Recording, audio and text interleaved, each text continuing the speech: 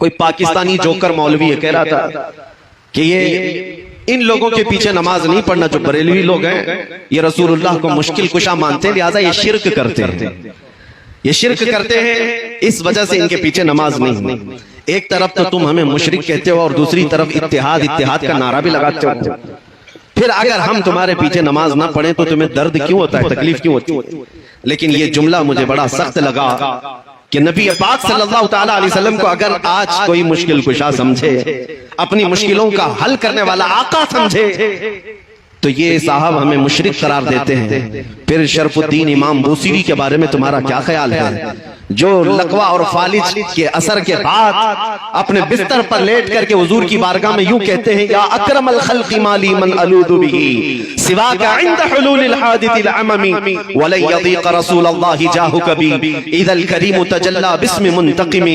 میں اسلاف کا عقیدہ بتا رہا ہوں سنیو، شرف الدین امام بوصیری مصر کے رہنے والے، اسکندریہ میں آج بھی ان کا مزار پاک ہے، آج سے تقریباً 7 صدیوں پہلے کی ایک بزرگ شخصیت کا ذکر ہے۔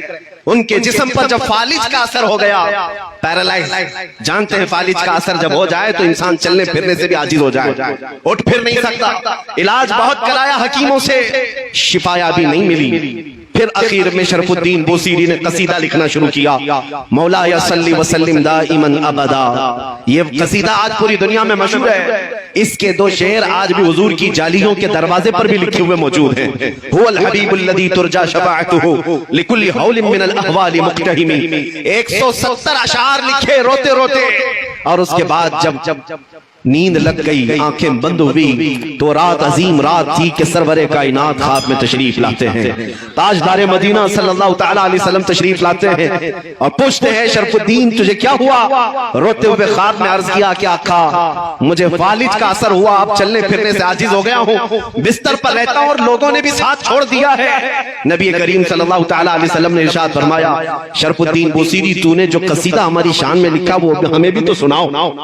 انہوں نے اپنا قصیدہ لکھا تھا، لیکن جو پہلا شعر ہے، پہلا مصرع، اس کا ایک ہی مصرع ان سے بن پایا تھا، دوسرا مصرع نہیں بنا تھا۔ مولا یا صلی وسلم دائما ابدا، بس اتنا ہی مصرع بنا تھا، دوسرا نہیں تھا۔ وہ خواب میں میرے آقا کو سناتے رہے، مولا یا صلی وسلم دائما ابدا، رک جاتے، نبی پاک نے ارشاد فرمایا، بوصیری اس کا اگلا مصرع میری جانب سے ہے، علی حبیبک خیر الخلق کلہم۔ اور اس کے بعد ان کے جسم پر اپنا ہاتھ پھیرا اور رات کو اپنی ایک چادر اٹھا کر شرف الدین بوصیری کو عطا کیا۔ خواب کی بات ہے، خواب کی بات ہے، اور نبی کریم صلی اللہ تعالیٰ علیہ وسلم کی وفات کے 700 سال بعد کا واقعہ ہے، حضور کے پردہ فرمانے کے 700 سال بعد کا واقعہ ہے۔ شرف الدین بوصیری کہتے ہیں، صبح جب میری آنکھ کھلی پورے گھر میں ایک عجیب سی خوشبو مہک رہی تھی، اور جب میں اٹھنے کی کوشش کیا تو دیکھا نہ میرے ہاتھ میں فالج ہے نہ پیر میں فالج ہے، جسم صحیح سلامت ہے۔ خواب کی بات خواب ہوتی ہے، لیکن شرف الدین بوصیری کہتے ہیں میرا جسم بھی سلامت تھا، اور پھر میں غور سے دیکھتا ہوں تو میرے بستر پر رات کو عطا کی ہوئی میرے مصطفیٰ کی چادر بھی موجود تھی۔ 700 سال بعد وہ نبی مشکل کشائی کرتے ہیں۔ یہی بزرگوں کا عقیدہ لے کر کے بریلی کے امام نے ہمیں عقیدہ دیا تھا، ان کے اپنے پیٹ سے لایا ہوا عقیدہ نہیں ہے، بریلی کا عقیدہ وہی ہے جو صحابہ کا عقیدہ تھا۔ ایک صحابیہ اپنے بیٹے کو لے کر کے آئی بارگاہ مصطفیٰ میں، کہا یا رسول اللہ یہ بولتا نہیں ہے، یہ گنگا ہے، بچپن سے نہیں بولتا، اس کے لیے کچھ فرمائیں، 8 سال کا ہو گیا، بولنے کی طاقت نہیں ہے، اب دوا کیا کی جائے؟